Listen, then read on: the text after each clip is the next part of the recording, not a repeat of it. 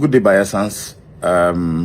May I use this opportunity to send a message to our Governor Douye, Diri, the Executive Governor of Bayelsa State. I have decided to use this medium to engage the governor because I've tried to reach out to him, but the schedule seemed to be too busy in order for us to have a discussion on some very pertinent issues that will, on the long run, affect the peace and stability of our state. And so that's why I've decided to quickly use this opportunity. Of course, the state has a structured social media team that will quickly send this message to the governor. First of all, I want to salute you, Mr. Governor. You are doing very well in a lot of areas. We just have a few connection of the dots to make the impact really felt on your government. There are a few areas that you need to touch on, but when we get to that point, I think I will send that message across as well. But overall, I want to thank you very much for what you are doing, the kind of landmark projects connecting the state. This is a state where people thought that Bayelsa people were just one road in, but now you can connect the 3 senatorial districts because of the efforts that the governor have put in. Mr. Governor, I want to thank you very much. The roads you are doing, quality jobs, they are not Julius Berger, but what some of those companies you are using are doing will stand the test of time and also beat what Julius Berger is doing.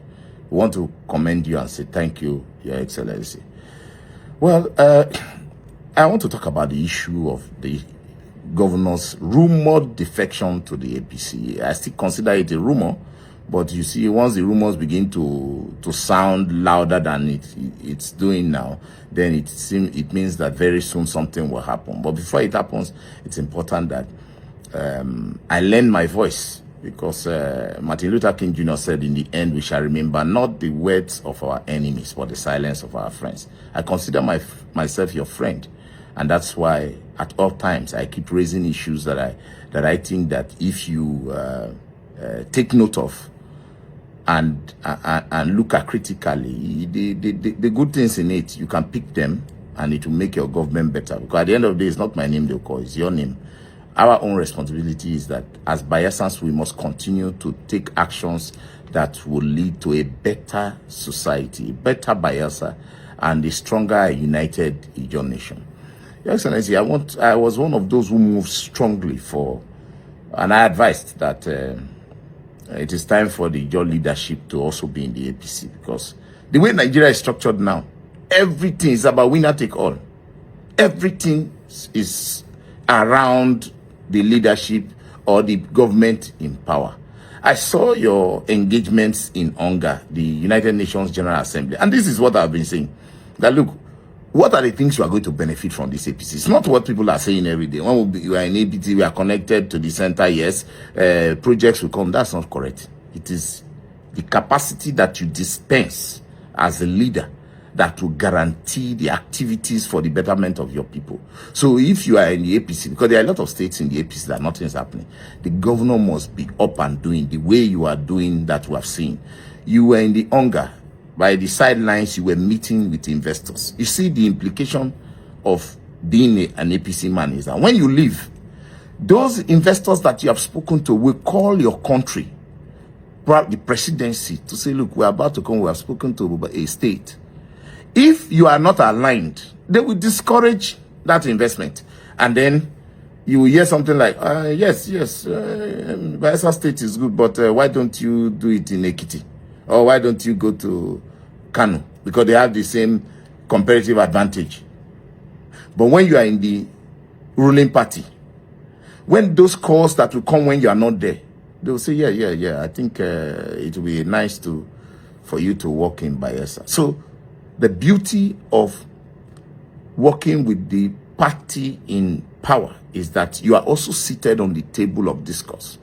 When the president is going to Brazil or other places, our governor is also there without any fear or favor. And then in the sidelines, he can now be marketing his state because they are seeing you with the president.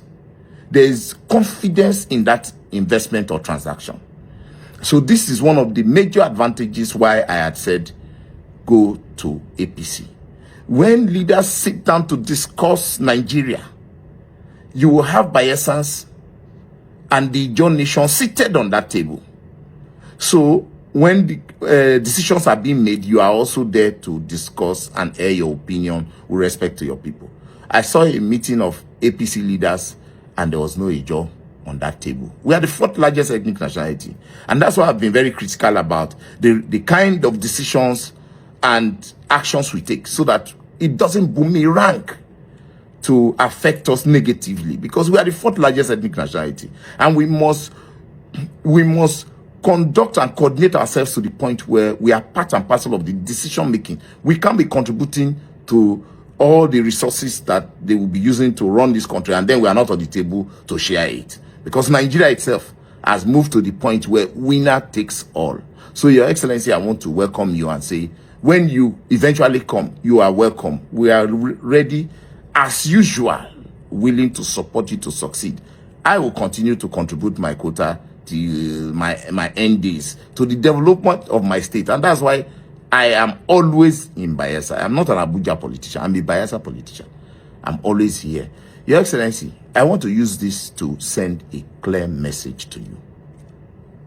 You see, I will commend you again the way you managed the PDP. The PDP had been very stable until the recent conflicts that we had in the River State that led to some of the divisions that we have seen. Otherwise, PDP had been a very stable party in Bayelsa. Nobody comes up to challenge the structure.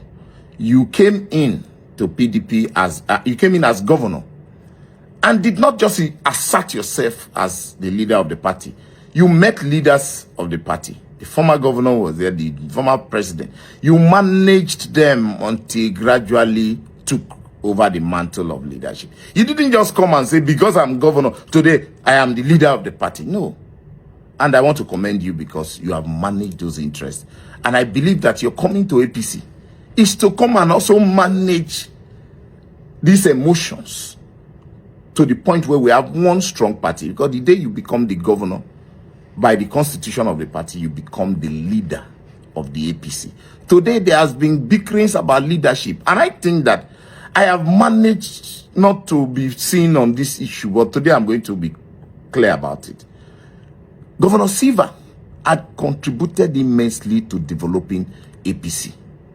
All those people who are throwing stones at Silva today, none of them were there when Silva was toiling and building this party. We were in the PDP and we fought him, we fought very hard, including you, Your Excellency, to making sure that we had our way as PDP. But that also strengthened the APC that we are all moving in today. Silva was the person who did all this work. Henikin Lekobri becomes minister and he allows these people to push him around and he wants to assert leadership. It won't work. It will not work. There must be seeming respect of the man who had toiled and suffered for the foundation of the party. The man who had supported a lot of you, including the minister, to where he is. You can't just push him aside. And that have led to sharp divides in the APC. Your Excellency, you're coming into the party. We expect that you will bring that your peaceful demeanor to come and override this party and lead it as a peaceful house.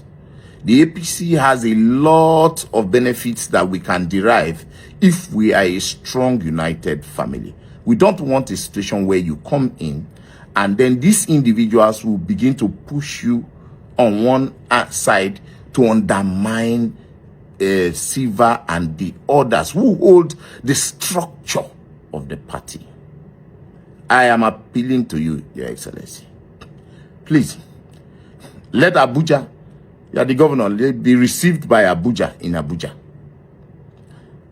Call a stakeholders meeting, engage Chief Timipri Silva, engage the minister, bring these parties together before this eventual defection. We have heard people are holding meetings. PDP structures are calling meetings without even recourse to APC leaders in their wards or in their communities. That crack and divide is already beginning to show itself. Your Excellency, I appeal to you strongly. Please, don't allow the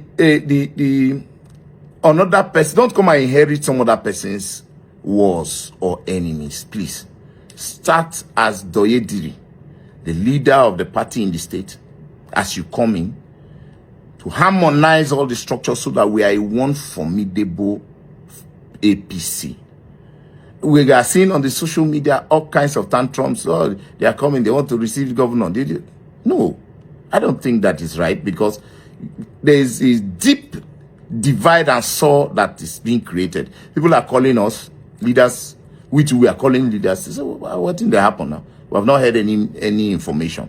Your Excellency, please call the meeting of stakeholders, engage the APC leaders, so that we can all come together and then receive you, believing that we are not having a leader who will come and make things easier. There is a lot that is coming in front, that you're coming into the party, working with the existing structure can help you to succeed. So, Your Excellency, my appeal to you is that please work with the structure on ground. Chief Timi Prisiva is the leader of the party.